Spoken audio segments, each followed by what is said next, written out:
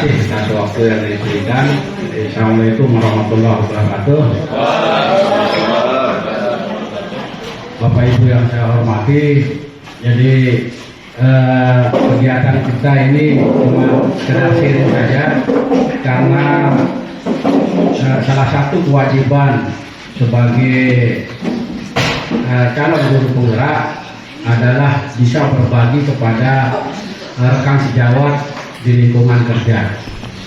Nah, salah satu materi yang urgen untuk dibagikan adalah tentang budaya positif. Jadi sekolah sesuai dengan kebijakan pemerintah punya kewajiban untuk mengembangkan budaya positif yang berbeda dari yang dikenal sebelumnya. Saya sudah menyiapkan PPT sebenarnya, tapi tidak tahu tiba-tiba hilang, cuma ada slide satu saja. Saya pakai yang diberikan di LMS, bahwa yang pertama kita dituntut adalah merubah paradigma berpikir kita tentang siswa. Kita menganggap siswa itu bukan sebagai transfer ilmu semata, tapi kita harus bisa menuntun siswa itu menjadi manusia yang manusiawi. Nah, paradigma yang dimaksud sebelumnya kita menganggap bahwa misalnya contoh memukul, menjewer dan sebagainya itu adalah bentuk cara guru untuk mendisiplinkan anak. Tetapi ternyata hal itu dalam konteks sekarang ini itu bukanlah merupakan budaya positif. Nah, jadi kita dituntut untuk merubah mindset berpikir kita terhadap siswa kita, terhadap peserta didik kita, bahwa dalam paradigma lama ada 4 hal yang menurut ahli keliru kita maknai.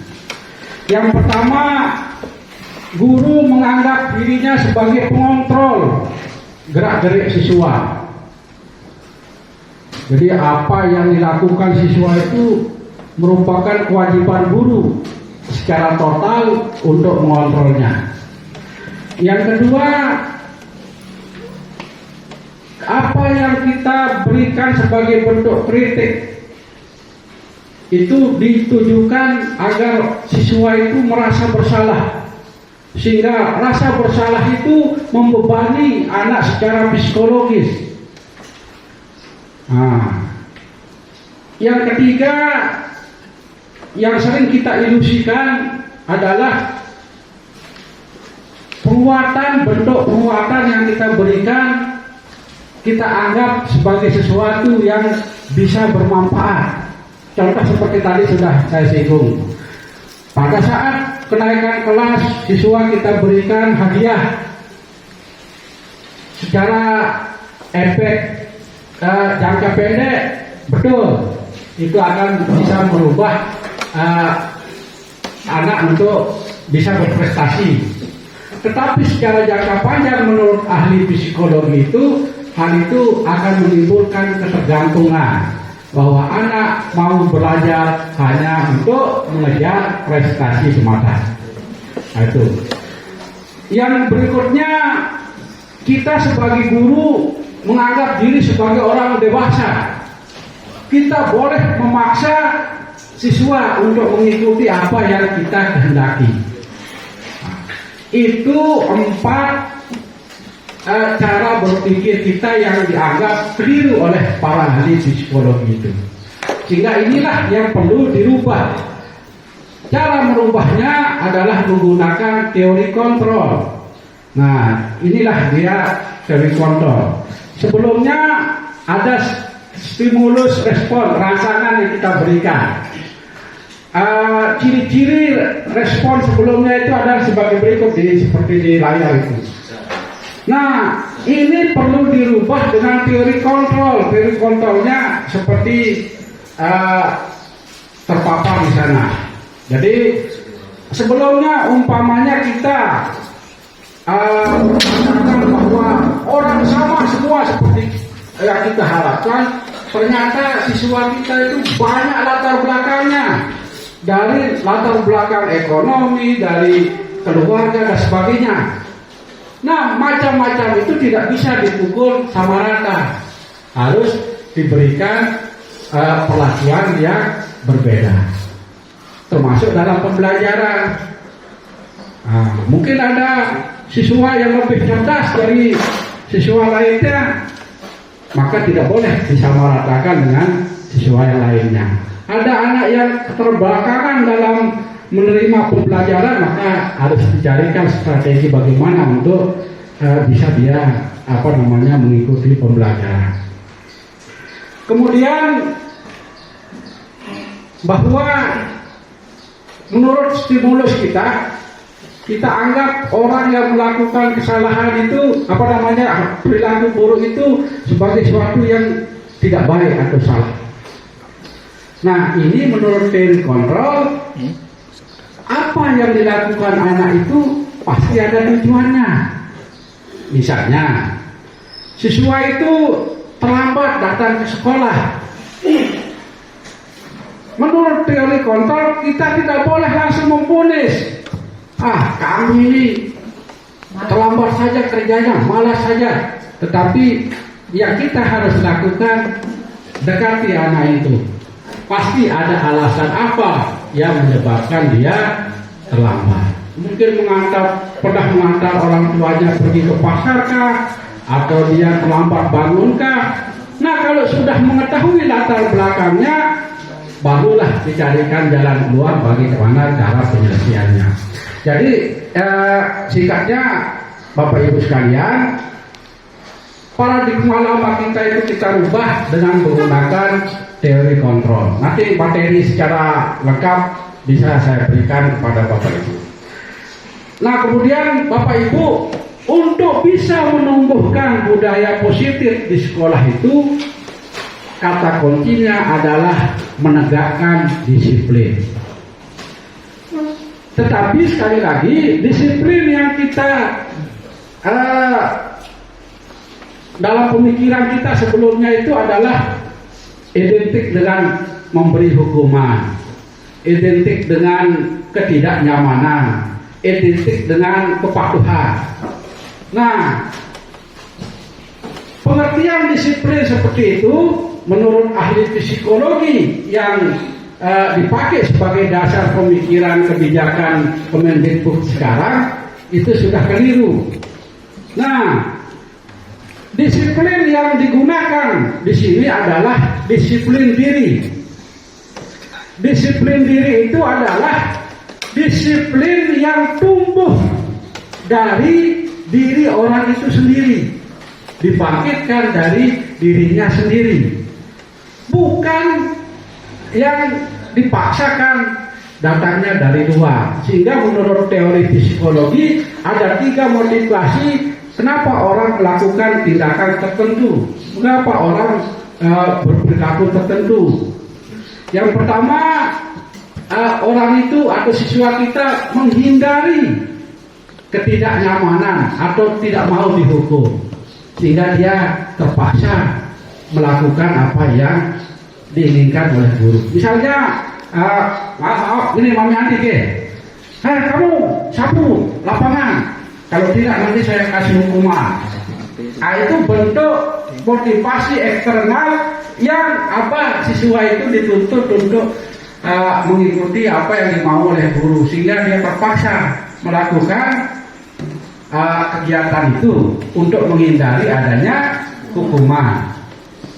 Kemudian yang kedua, siswa itu melakukan kegiatan tertentu agar dia diberikan penghargaan atau hadiah.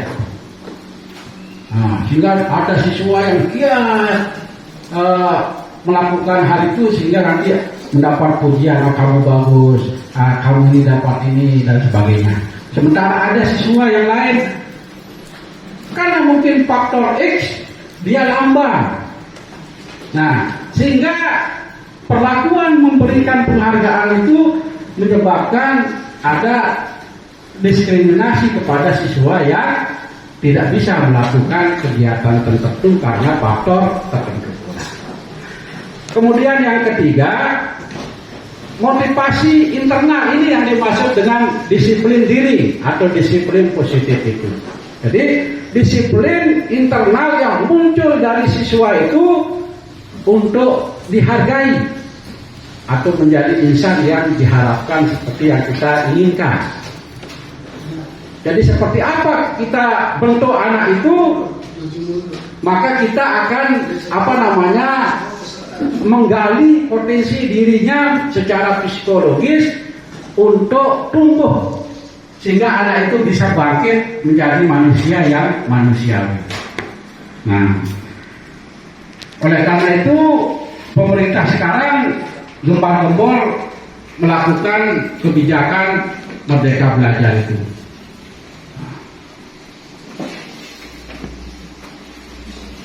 Nah, untuk memulai penumbuhan budaya positif di sekolah, maka harus dimulai dari kita sebagai guru. Setiap guru dianjurkan membuat kesepakatan kelas di mana dia mengajar. Apa yang akan disepakati di kelas itu secara bersama-sama. Semua siswa harus terlibat, tidak boleh tidak. Semua warga kelas itu sepakati apa yang baik untuk dilakukan. Nah, sehingga nanti kalau ada siswa yang melanggar dari kesepakatan kelas itu, maka dia akan mendapat konsekuensi dari apa yang dia lakukan. Jadi kita sebelum mulai mengajar di tahun pelajaran baru atau di semester baru genap, kita buat dulu kesepakatan di masing-masing kelas tempat kita ngajar. Mungkin misalnya contoh kesepakatan kelasnya, siswa harus datang tepat waktu. Siswa tidak boleh mengintervensi guru pada saat memberikan penjelasan, atau siswa menghargai temannya yang lain, siswa menghormati guru dan sebagainya. Nah, bentuk-bentuk itulah yang disebut dengan kesepakatan kelas. Nanti kesepakatan kelas itu ditandatangani oleh semua warga kelas supaya mereka ingat apa yang sudah disepakati. Nah, ini maksudnya begini Bapak Ibu, biar lebih jelas. Kan kita ini punya kebutuhan yang berbeda-beda Bapak Ibu ya, karena kita adalah guru mata pelajaran yang berbeda-beda. Nah, mungkin Bapak Ibu menghendaki siswa itu tertib dalam mengikuti pelajaran Bapak Ibu, maka disitulah diupayakan adanya kesepakatan kelas itu. Yang selanjutnya kesepakatan kelas itu disebut dengan keyakinan kelas. Keyakinan kelas itu berisi nilai-nilai universal yang harus diikuti oleh siswa atau warga kelas itu, karena dialah yang secara langsung memutuskan, menyepakati secara bersama. Jadi bukan kita bukan datangnya dari luar, tapi datangnya dari diri warga sekolah itu. Itulah sebabnya keyakinan kelas atau kesepakatan kelas itu berbeda dengan peraturan. Kalau peraturan isinya atau dampaknya adalah diberikan hukuman. Beda peraturan dengan keyakinan kelas itu. Kalau peraturan itu, kalau siswa bersalah dapat hukuman. Sedangkan kalau keyakinan kelas atau kesepakatan kelas, siswa yang melanggar ketentuan itu diberikan konsekuensi. Hukuman dan konsekuensi itu berbeda. Bapak Ibu yang guru agama, guru bahasa Indonesia pasti sudah tahu itu. Nah ini model dari keyakinan kelas itu. Contohnya seperti ini. Kalau saya baca satu kelas itu nanti terlalu lama Bapak Ibu. Keyakinan kelas itu lebih luas daripada peraturan. Kemudian Bapak Ibu sekalian,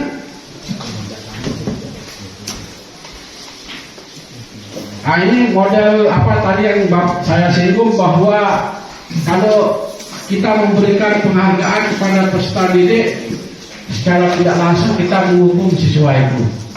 Jadi siswa itu dihukum oleh penghargaan yang dia peroleh sendiri. Karena secara jangka panjang, jangka pendek berdampak baik, tetapi jangka panjang berakibat buruk baginya.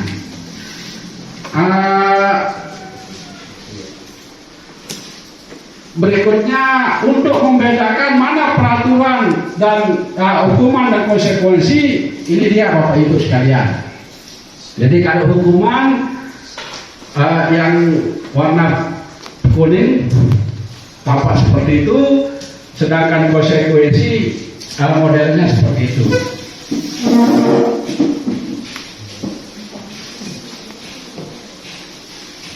Nanti mungkin secara lebih dalam kita sharing melalui diskusi Bapak Ibu, biar nanti tidak kelamaan, karena Pak Enbar itu sudah lain motivasinya. Ini ada ubah nama saja. Artinya sama dengan berubah nama. Nah, Bapak Ibu sekalian, kenapa siswa itu melakukan pelanggaran? Kan kadang-kala kita tanpa babi buba, begitu ada siswa melakukan tindakan yang dianggap salah, langsung kita tempelin tanpa kita mau tahu apa sebabnya mereka melakukan pelanggaran itu. Nah, pelanggaran timbul karena ada kebutuhan dasar manusia yang belum terpenuhi. Nah, kebutuhan dasar itu, ini bahasanya Ibu Dewi ini. Ada 5 kebutuhan dasar untuk bertahan hidup. Apa yang dibacanya Ibu Dewi? Ibu sopan gitu. Jadi kebutuhan untuk bertahan hidup. Jadi apakah terpenuhi kesehatannya? Apakah dia punya rumah, tinggal di mana? Kebutuhan seksual, maaf nih anak ini. Tapi itu termasuk dalam kategori kebutuhan bertahan hidup. Jadi mungkin siswa itu melakukan tindakan disiplin, tidak disiplin karena mungkin dia tinggal di rumah pakunya. Berarti dia secara kebutuhan hidup kurang nyaman, perlu dibutuhkan itu. Sehingga kita perlu tanya anak itu kenapa dia melakukan itu. Jadi bukan langsung menghukum. Kemudian yang kedua, siswa itu butuh kasih sayang, butuh diterima di kelompoknya. Jadi kalau kita langsung menghukum siswa itu begitu melakukan kesalahan, maka dia akan semakin jauh dari kelompoknya, bukan semakin dekat. Kamu doang jadi tukang lejak masak kenal batu kan? Nah, berarti itu secara psikologis anak itu sudah dihukum gurunya, dihukum oleh temannya. Jadi perlu digali apakah siswa itu kurang kasih sayangnya di rumah atau bagaimana, sehingga dia diterima oleh kelompoknya. Kemudian siswa itu yang ketiga, kadang-kadang kan ingin dia hargai kemampuannya. Saya ini punya pintar dalam ini, itu namanya for kekuasaan. Rasa ingin diakui bahwa siswa itu punya